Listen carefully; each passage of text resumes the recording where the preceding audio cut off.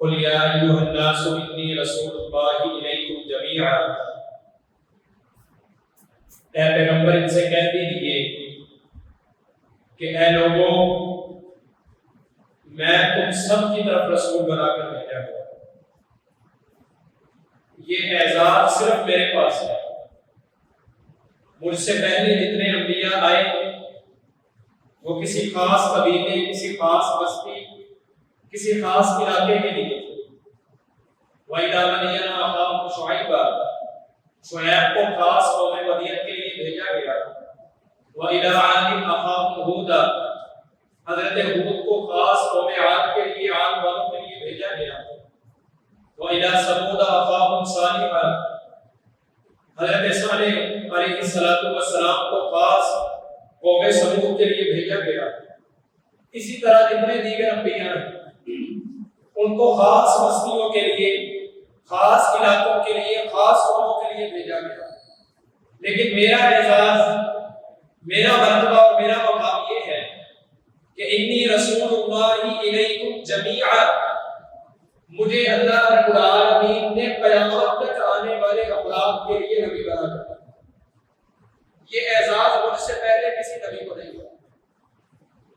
اور رسول اللہ صلی اللہ علیہ وآلہ وسلم نے اس بات کا ذکر اپنے فرمان کے اندر بھی کر دیا ہے، جو صحیح بخاری کے اندر بھی موجود ہے اور صحیح مسلم کے اندر بھی موجود ہے۔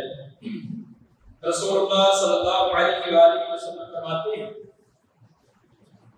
کہ اللہ رب العالمین نے مجھے 6 ایسی چیزیں عطا کی ہیں جو مجھ سے پہلے کسی نبی کو عطا نہیں کی۔ 6 ایسے اللہ رب العالمین نے انعامات میرے اوپر کیے ہیں جو مجھ سے پہلے کسی نبی کے حصے میں نہیں ہے۔ اب آپ ان کو گنواتے ہیں باقاعدہ۔ فرمایا نصرت بالرعب مسیرۃ شہر، اللہ رب العالمین نے مجھے پہلا اعزاز یہ عطا کیا کہ میں 1 مہینے کی مسافت اپنے دشمن سے دور ہوتا ہوں، اللہ اس کے دل کے اندر میرا رعب، میرا دبدبہ اور میرا خوف طاری فرماتا ہے۔ ابھی میں دشمن کے پاس نہیں جاتا، میدان جنگ کے اندر نہیں پہنچتا، اس سے میرا آمنا سامنا نہیں ہوتا، میرے اور دشمن کے درمیان اتنا فاصلہ ہے جتنا 1 مہینے کی مدت، 1 مہینے کی مسافت ہے۔ فرمایا اتنی دور میرا دشمن مجھ سے ہو جتنا 1 مہینے کے اندر انسان سفر طے کرتا ہے۔ نصرت بالرعب مسیرۃ شہر، اللہ رب العالمین 1 مہینے کی مسافت تک میرے روب اور میرے دبدبے کو دشمن کے دل کے اندر ڈال دیا۔ یہ کسی نبی کے حصے میں نہیں ہے، یہ محمد رسول اللہ صلی اللہ علیہ وسلم کا اعزاز تھا، یہ آپ کا معجزہ تھا، یہ خاصیت، یہ انعام اللہ رب العالمین نے آپ کو دے رکھی تھی کہ آپ صلی اللہ علیہ وسلم 1 مہینے کی مسافت دشمن سے دور ہوتے تو دشمن کے دل کے اندر آپ کا روب اور آپ کا دبدبہ طاری ہو جاتا تھا۔ اسی طرح آپ صلی اللہ علیہ وسلم نے فرمایا احلت لی الغنائم، اللہ نے میرے لیے مال غنیمت کو حلال قرار دیا۔ مجھ سے پہلے جتنی امتیں، جتنے انبیاء تھے ان کے لیے مال غنیمت جو ہے وہ حلال نہیں تھا۔ دشمن سے جنگ ہوتی، وہ جو سامان جو اپنا مال چھوڑ کر بھاگتے اس کو اکٹھا کیا جاتا، ایک میدان کے اندر لا کر رکھ دیا جاتا، آپ اس کو جو ہے مجھے لا کر دے جاتے۔ اس طرح سے پہلی امتوں کے اندر، پہلے انبیاء کے اندر مال غنیمت کا معاملہ ہوتا ہے۔ لیکن میرے اوپر اللہ نے خاص اعزاز کرتے ہوئے، انعام اور احسان کرتے ہوئے مجھے اللہ رب العالمین نے یہ حکم دیا کہ آپ جب دشمن سے جنگ کریں اور جو مال دشمن چھوڑ کر چلا جائے اس کے اندر آپ کا حصہ ہے، اہل ایمان کا حصہ ہے، اللہ رب العالمین کا حصہ ہے۔ وَاعْلَمُوا أَنَّمَا غَنِمْتُم مِّن شَيْءٍ فَأَنَّ لِلَّهِ خُمُسَهُ وَلِلرَّسُولِ وَلِذِي الْقُرْبَىٰ وَالْيَتَامَىٰ وَالْمَسَاكِينِ وَابْنِ السَّبِيلِ، جان لیجئے جو بھی مال غنیمت تم حاصل کرتے ہو اس میں سے 5واں حصہ اللہ رب العالمین کا ہے، اس کے رسول کا ہے، قریبی رشتہ داروں کا ہے، یتیموں، مسکینوں اور مسافروں کا۔ تو احلت لی الغنائم، اللہ کے رسول صلی اللہ علیہ وسلم نے فرمایا کہ مال غنیمت اللہ رب العالمین نے میرے لیے حلال کیا، مجھ سے پہلے یہ اعزاز کسی اور نبی کو حاصل نہیں تھا۔ اور تیسری چیز، تیسری خاصیت، تیسرا انعام اللہ رب العالمین نے جو خاص میرے اوپر کیا مجھ سے پہلے کسی نبی کے اوپر نہیں کیا. جعلت لی الارض مسجدا وطہورا، اللہ رب العالمین نے پوری زمین کو میرے لیے مسجد بنا دیا، پاکیزگی کی جگہ بنا دیا ہے. فَأَيُّمَا أَدْرَكَتْهُ الصَّلَاةُ، فرمایا جہاں بھی میری امت کا کوئی شخص نماز کا وقت پالے اس کو چاہیے کہ وہیں پہ جو ہے وہ نماز پڑھے. اس کو ڈھونڈنے کی ضرورت نہیں کہ میں مسجد ڈھونڈوں. اگر جنگل میں ہے مسجد ڈھونڈنے نکلے گا تو کیسے مسجد تک پہنچے گا؟ ظہر کی نماز کا وقت ہے، جنگل کے اندر موجود ہے، مسجد ڈھونڈنے کے لیے نکلا ہے، کتنا وقت درکار ہوگا مسجد تک پہنچنے، کتنی نمازیں قضا ہو جائیں گی اس کی پہنچنے کا. اس لیے فرمایا جعلت لی الارض مسجدا وطہورا، اللہ نے میرے اوپر خاص انعام کیا، خاص فضل کیا. یہ خاص اللہ رب العالمین نے میرے لیے چیز رکھی کہ جعلت لی الارض مسجدا وطہورا، اللہ رب العالمین نے میرے لیے ساری زمین کو سجدہ گاہ بنا دیا، پاکی حاصل کرنے کی جگہ بنا دیا، پاکیزگی والی جگہ بنا دیا. جہاں میری امت کو نماز کا وقت ہو، ان کو پتہ چل جائے کہ اب نماز کا وقت ہو گیا، وہ وہیں پہ جو ہے وہ نماز ادا کر لیں گے اگر ان کو مسجد میسر. بہت سے ایسے علاقے ہیں جہاں پہ آپ کو قریب جو ہے وہ مسجد نہ ملے، تو جہاں پہ آپ ہو نماز ادا کریں. آپ سفر کے اندر ہیں، رستے کے اندر گاڑی کہیں پہ رکتی ہے، آپ کو معلوم ہے کہ یہاں پہ جو ہے وہ ظہر کی نماز کا وقت ہے، مسجد نہیں ملتی، کوئی بھی آرام گاہ ہے وہاں پہ اپنا مصلی بچھائیں، نماز پڑھیں، آپ کی نماز اللہ رب العالمین کے ہاں قابل. یہ اعزاز صرف اس امت کے لیے، کس وجہ سے؟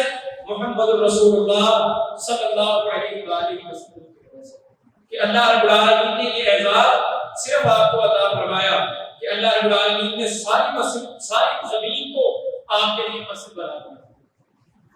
اور آپ علیہ السلام نے فرمایا چوتھی چیز جو اللہ رب العالمین نے مجھے عطا کی ہے وہ یہ ہے کہ اللہ رب العالمین نے مجھے شفاعت کا حق عطا فرمایا. میں کل قیامت کے دن اپنی امت کی سفارش کروں گا، میں کل قیامت کے دن اپنی امت کے حق کے اندر اللہ رب العالمین کے سامنے سفارش کروں گا. یہ اعزاز اللہ نے کسی کو عطا نہیں کیا. کس کو عطا کیا؟ صحیح بخاری کی ایک لمبی حدیث ہے، نبی کریم صلی اللہ علیہ وآلہ وسلم فرماتے ہیں کل قیامت کا دن ہوگا جو 50,000 سال کے برابر ایک دن ہوگا.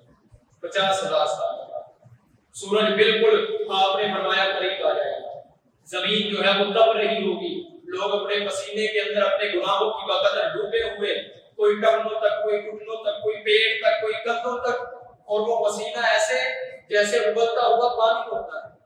آپ نے فرمایا یہ حالت میدان محشر کے اندر ہوگی. جہنم جی یومئذ جہنم کو اللہ میدان محشر کے اندر لے آئیں گے، 70,000 لگامیں جہنم کو ڈالی ہوگی اور ہر لگام کے ساتھ 70,000 فرشتہ ہوگا.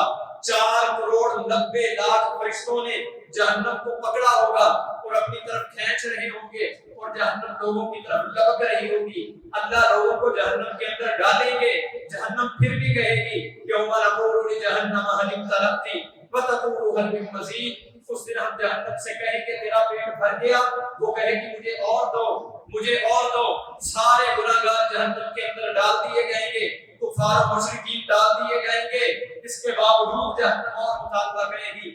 صحیح بخاری کی حدیث ہے، اللہ کے رسول نے فرمایا اللہ اپنا پاؤں جہنم کے اندر رکھیں گے اور جہنم کہے گی بخ یا ربی، اے اللہ بس اب میں بھر چکی ہوں. ایسی جہنم میدان محشر کے اندر لوگوں کے اوپر لپک رہی ہوگی. ایسا وحشتناک دن یوم یفر المرء من اخیہ، آدمی اپنے بھائی کو پہچاننے سے انکار کرے گا. وامہ وابی، ماں باپ اپنا تعلق ختم کر بیٹھیں گے. وصاحبتہ وبنی، دنیا کے اندر آپ کو آپ کے اپنے سر کا تاج کہنے والی بیوی آپ سے تعلق کو ختم کر دے گی. وہ بیٹے، وہ اولاد جس کے لیے ساری زندگی، ساری دہاڑی، سارا دن سڑکوں کے اوپر دھکے کھاتا ہے انسان، وہ اولاد انسان کو چھوڑ دے گی، پہچاننے سے انکار کر دے گی. لکل امرئ منہم یومئذ شأن یغنی، ہر شخص اس دن اپنی ایک حالت کے اندر ہوگا. سارے کے سارے قیامت کے دن اکٹھے کیے جائیں گے. آپ نے فرمایا کس حالت کے اندر؟ حفاۃ عراۃ غرلا، ننگے پاؤں، ننگے جسم، ننگے سر ہوں گے. اما جی عائشہ فرماتی ہیں اللہ کے رسول سب کے سب برہنہ ہوں گے، کوئی ایک دوسرے کی طرف دیکھے گا نہیں. فرمایا عائشہ معاملہ اتنا سخت ہوگا کہ کسی کو یہ خیال ہی نہیں ہوگا کہ میں کسی کی طرف ہوں۔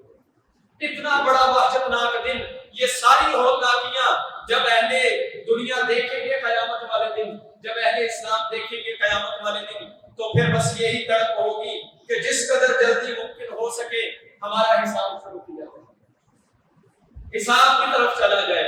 نبی علیہ السلام نے فرمایا ساری کی ساری دنیا اکٹھی ہو کے آدم علیہ السلام کے پاس چلی گئی۔ آپ کو اللہ نے اپنے ہاتھ سے بنایا، آپ اولاد آدم کے باپ ہیں، آپ سردار ہیں آدم کی اولاد کے، آپ جو ہے وہ اللہ رب العالمین سے سفارش کیجیے، اللہ آپ کی سفارش کو قبول کرے گا اور اللہ ہمارا حساب کتاب شروع کرے گا۔ آپ نے فرمایا حضرت آدم انکار کر دیں گے کہ مجھے اللہ نے جنت کا پھل کھانے سے روکا تھا، میں درخت کے قریب چلا گیا، اگر اللہ نے پوچھ لیا تو میں کیا جواب دوں؟ حالانکہ معافی مل چکی لیکن پھر بھی انکار کرتے ہیں۔ لوگ وہاں سے نکلیں گے، حضرت نوح علیہ السلام کے پاس پہنچیں گے، آپ نے 950 سال تک 50 سال کم 1000 سال اللہ رب العالمین کے دین کی تبلیغ کی ہے۔ آپ اللہ سے سفارش کیجیے، آپ اللہ کے بڑے برگزیدہ ہیں، آپ اللہ سے سفارش کر دیجیے۔ حضرت نوح علیہ السلام کہیں گے میں نے تو بیٹے کی سفارش کی تھی، اللہ رب العالمین نے مجھے ڈانٹ دیا تھا، اگر اللہ نے پوچھ لیا بیٹے کی سفارش کی تھی تو میں کیا جواب دوں گا؟ لوگ وہاں سے بھی نکلیں گے، حضرت موسیٰ کے پاس آئیں گے، کلم اللہ موسیٰ تکلیما، یہ وہ موسیٰ ہے جس سے براہ راست کلام کرتے تھے اللہ۔ آگے کہیں گے آپ وہ ہیں جن سے اللہ نے براہ راست کلام کیا ہے، آپ اللہ کے بڑے محبوب بڑے برگزیدہ پیغمبر ہیں، آپ سفارش کیجئے، آپ کی سفارش قبول ہو۔ فرمایا میں نے تو دنیا کے اندر ایک جو ہے وہ بندے کو بھوکا مارا اور مر گیا تھا، اللہ نے معاف بھی کر دیا، لیکن اگر پوچھ ہو گئی تو میں کہاں جاؤں گا، میں کیا کروں گا؟ پھر حضرت رسول اللہ صلی اللہ علیہ وسلم نے فرمایا ساری قوم اکٹھی ہو کے حضرت ابراہیم علیہ السلام کے پاس پہنچے گی، آپ وہ ہے واتخذ اللہ ابراہیم خلیلا، جس کو اللہ نے اپنا جگری دوست بنایا، جگری یار کہا جس کو اللہ نے، جنہوں نے اللہ کے لیے بڑی قربانیاں دی ہیں، جن کو اللہ رب العالمین نے کہا کہ پیغمبر اگر آپ نے بھی اتباع کرنی ہو تو ابراہیم کی ملت، ابراہیم کے عقیدے، ابراہیم کے دین کی کیجیے، آپ ہماری سفارش کر دیجیے۔ حضرت ابراہیم بھی کہیں گے کہ میں نے زندگی کے اندر 3 جھوٹ اللہ کے لیے بولے تھے، گناہ سے بچنے کے لیے بولے تھے، لیکن اگر اللہ نے پوچھ لیا تو میں کیا جواب دوں گا؟ سب کے سب اکٹھے ہو کے یہاں سے انکار سننے کے باوجود بعد حضرت عیسیٰ علیہ السلام کے پاس پہنچیں گے اور آ کے کہیں گے آپ وہ ہیں جو اللہ کا کلمۃ اللہ ہے، آپ وہ ہیں جن کو اللہ رب العالمین نے بغیر باپ کے پیدا فرما کے ایک خاص انعام، خاص معجزہ عطا کیا۔ آپ تو دنیا کے اندر مردوں کو اللہ کے حکم سے زندہ کیا کرتے تھے، آپ کا اللہ کے ہاں بڑا مقام، بڑا مرتبہ ہے، آپ اللہ سے ہماری سفارش کر دیجیے۔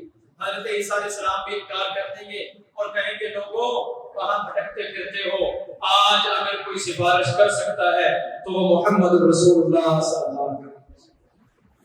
فرمایا ساری امت اکٹھی ہو کر میرے پاس آئے گی، ساری امت اکٹھی ہو کر میرے پاس پہنچے گی اور کہے گی آپ اللہ کے آخری پیغمبر ہیں، آپ اللہ کے سب سے محبوب ہیں، آپ خاتم النبیین ہیں، آپ کو اللہ رب العالمین نے سب سے بڑا اعزاز، سب سے اعلیٰ رتبہ، سب سے بڑا مقام عطا کیا ہے، آپ اللہ رب العالمین کے سامنے سفارش کیجیے۔ آپ نے فرمایا میں لوگوں کی بات کو سن کر اللہ کے عرش کی طرف چلوں گا، لوگوں کی سفارش کرنے کے لیے، اپنی امت کی سفارش کرنے کے لیے، اور میں اللہ کے عرش کے بالکل نیچے جا کے اللہ کے سامنے سجدہ ریز ہو جاؤں گا۔ 7 دن 8 راتوں تک اللہ کے عرش کے نیچے سجدہ کروں گا۔ آپ علیہ السلام نے فرمایا میں اللہ کی تعریف، اللہ کی تعمید، اللہ کی بڑائی اور بزرگی بیان کروں گا، ایسے الفاظ اس وقت ادا کروں گا سجدے کے اندر جو مجھے اب یاد نہیں، مجھے اب معلوم نہیں، اللہ مجھے اس وقت وہ الفاظ سکھائیں گے۔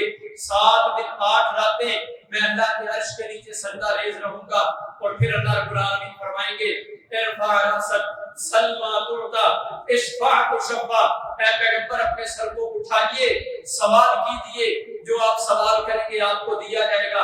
اشفع تشفع، جس کی آپ سفارش کریں گے اس کی سفارش آپ کی سفارش اس کے حق کے اندر قبول کر لی جائے گی۔ آپ نے فرمایا میں اپنے سر کو سجدے سے اٹھاؤں گا، اللہ رب العالمین کے عرش کی طرف دیکھتے ہوئے سب سے پہلا جملہ کہوں گا یا ربی امتی، اے اللہ میدان محشر کے اندر آدم سے لے کر عیسیٰ تک سارے انبیاء کو ربی نفسی کی فکر ہے، اللہ میں محمد رسول اللہ آج بھی دنیا کے اندر بھی جو فکر تھی آج تیرے عرش کے نیچے سجدہ ریز ہو کر سر کو اٹھا کر وہی فکر کر رہا ہوں، یا ربی امتی، اے اللہ میری امت کو معاف، اے اللہ میری امت کو بخش، اے اللہ میری امت کو معاف فرما، اللہ میری امت کے اوپر رحم فرما۔ آپ نے فرمایا اللہ مجھے شفاعت کا حق دیں گے اور کہیں گے اے پیغمبر ٹھیک ہے، آپ کو ہم نے سفارش کا حق دیا، آپ سفارش کیجئے، ہر اس شخص کو ہم جہنم سے بچا لیں گے جس نے توحید کے اوپر زندگی گزاری ہو اور جس نے دنیا کے اندر کبھی شرک نہ کیا، ان سب کو ہم آپ کے ساتھ جو ہے وہ جنت میں۔ تو فرمایا اللہ رب العالمین نے مجھے یہ اعزاز عطا کیا کہ اللہ رب العالمین نے مجھے شفاعت کا حق عطا فرمایا ہے اور مجھ سے پہلے یہ حق کسی کو عطا نہیں کیا، اور یہ سفارش بھی نہیں کسی کو، ہر کسی کو نہیں، وہ جس کو محمد رسول اللہ پہچان لیں گے، اور پہچانیں گے کس کو؟ ہر کسی کو۔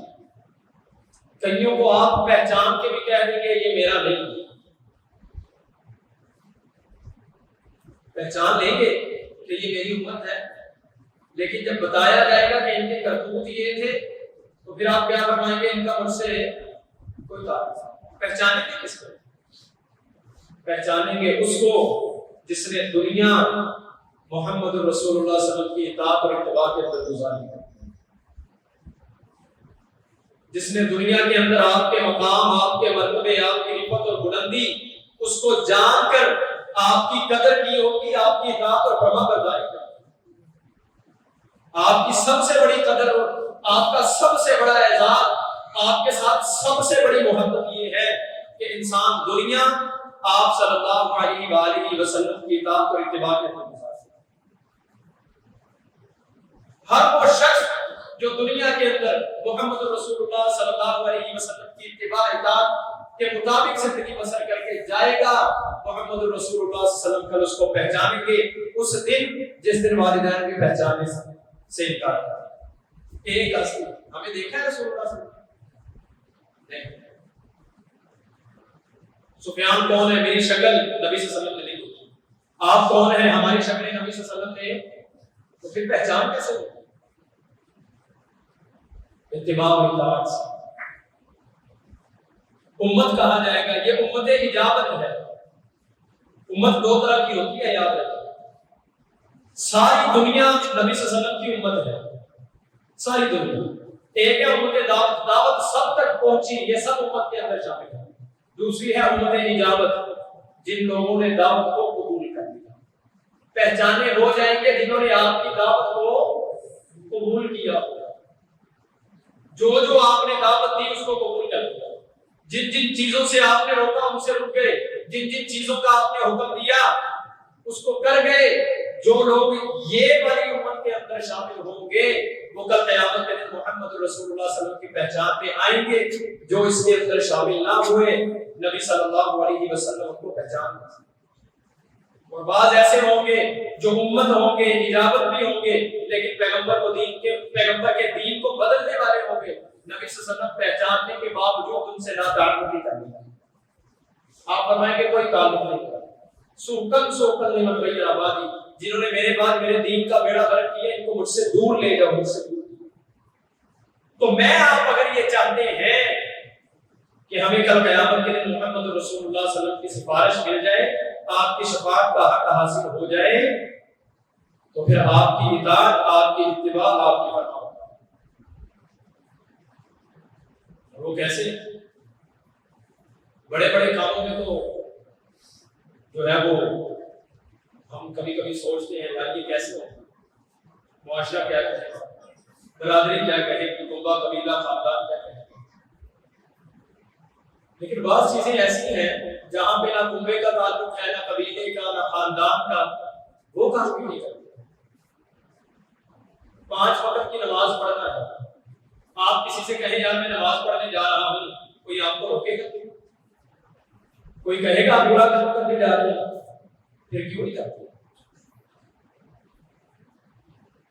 کس لیے؟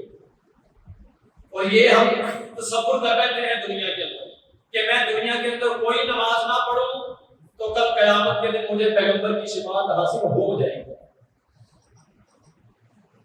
کیسے؟ نبی علیہ السلام نے نماز کے بارے میں کیا فرمایا؟ قرۃ عینی فی الصلاۃ، اللہ نے میری آنکھوں کی ٹھنڈک کہاں رکھی ہے؟ نماز میں۔ جو نماز پڑھے وہ میری آنکھوں کو ٹھنڈک پہنچاتا ہے، جو نہیں پڑھتا وہ کیا پہنچا رہا ہے؟ جو پڑھتا ہے وہ آنکھوں کو ٹھنڈک پہنچاتا ہے، جو نہیں پڑھتا وہ کیا پہنچا رہا ہے؟ صحت، گرمائش، حرارت۔ اور جس نے ساری زندگی پیغمبر کو حرارت پہنچائی ہو وہ پیغمبر کی شفاعت کی امید لے کر کل قیامت کے دن پیغمبر کے پاس جائے، بدقسمتی ہے، بد نصیبی ہے اس میں۔ اس لیے محمد رسول اللہ صلی اللہ علیہ وسلم کے ساتھ وہی ہوگا جس نے دنیا کے اندر آپ کی اطاعت اور فرمانبرداری کے اندر زندگی بسری۔ قرآن کا بھی یہی فیصلہ ہے، وَمَن يُطِعِ اللَّهَ وَالرَّسُولَ فَأُولَٰئِكَ مَعَ الَّذِينَ أَنْعَمَ اللَّهُ عَلَيْهِم مِّنَ النَّبِيِّينَ وَالصِّدِّيقِينَ وَالشُّهَدَاءِ وَالصَّالِحِينَ۔ 5واں پارہ سورہ نساء۔ فرمایا جو اللہ اور اس کے رسول کی اطاعت کرے گا اللہ کل قیامت کے دن ان کو انبیاء کا ساتھ عطا فرمائے گا۔ انبیاء کا ساتھ چاہتے ہیں، آپ کی سفارش چاہتے ہیں، آپ کے ہاتھوں سے حوض کوثر کا جام چاہتے ہیں تو یطیع اللہ والرسول، اللہ اور اس کے رسول کی اطاعت کے اندر زندگی بسر کرتے ہیں۔ اس سے نکلے تو اعمال ضائع۔ یا ایھا الذین آمنوا اطیعوا اللہ واطیعوا الرسول ولا تبطلوا اعمالکم، سورہ محمد آخری رکوع۔ فرمایا اے ایمان والو اللہ کی اطاعت کرو، اللہ کے رسول کی اطاعت کرو، ولا تبطلوا اعمالکم، ان دونوں کی اطاعت سے باہر نکل کر اپنے اعمال کو ضائع برباد نہ کریں۔ یا ایھا الذین آمنوا اطیعوا اللہ واطیعوا الرسول واولی الامر منکم، پھر 5واں پارہ سورۃ النساء۔ اے لوگوں اللہ کی اطاعت، اللہ کے رسول کی اطاعت اور اہل اقتدار کی اطاعت اس وقت تک جب تک وہ اللہ اور اس کے رسول کی اطاعت کرتے ہیں۔ فَإِن تَنَازَعْتُمْ فِي شَيْءٍ فَرُدُّوهُ إِلَى اللَّهِ وَالرَّسُولِ، کسی مسئلے کے اندر اختلاف پیدا ہو تو کس کی طرف لے کے جانا ہے؟ اللہ اور اللہ کے رسول کی طرف۔ ان کے فیصلے کو دیکھنا ہے، ان کے فیصلے کو ماننا ہے۔ ذَلِكَ خَيْرٌ وَأَحْسَنُ تَأْوِيلًا، یہ بہترین بات ہے تمہارے لیے، اللہ کی اطاعت، اللہ رب العالمین کے رسول کی۔